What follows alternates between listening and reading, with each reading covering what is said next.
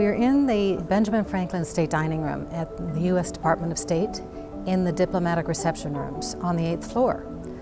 We're in a remarkable room that was created in the 1980s, inspired by an English house called Kettleston Hall that was visited by Benjamin Franklin and Thomas Jefferson and other statesmen in the 18th century. It is a room that has amazing architectural details, including the Great Seal in the ceiling and in elements of the carpet. And it's one of 42 rooms that have been architecturally transformed. The diplomatic reception rooms on the 8th floor, as well as the offices of the Secretary and the treaty rooms downstairs, are the site for many important historic events.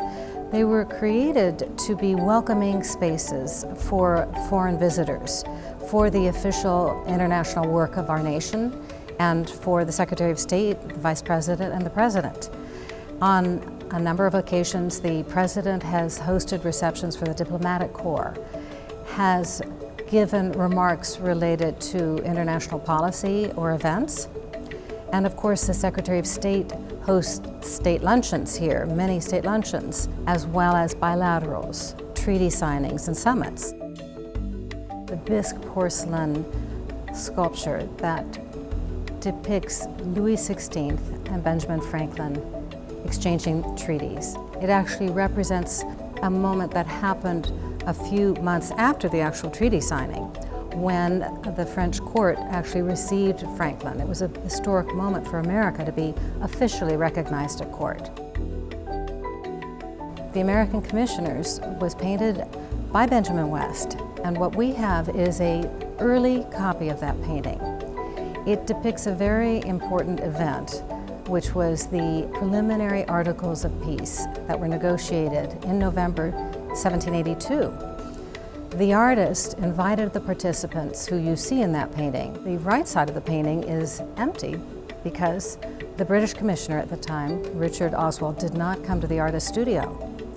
Nonetheless, it was a very evocative painting of that historic moment, and it preceded by about a year the actual final treaty signing.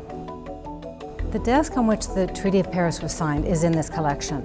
It is an amazing piece of furniture that was made in England in 1780 and taken to the apartments of David Hartley, part of his furnishings in Paris and the Hotel de York. The Great Seal was an interesting project. It was first conceived of in the 1770s. The State Department has been the repository for the Great Seal since 1789, and so it is a major part of the work of the Secretary of State, keeper of the seal, and actually the work of sealing documents, signing the seal documents. The past is very important to understanding the present and the future, and it is rather remarkable to think that in the 18th century we could not have done our independence without the help of the French. In so many instances today, we look around the world, and it is about those friendships, about building those relationships that are key to the present history.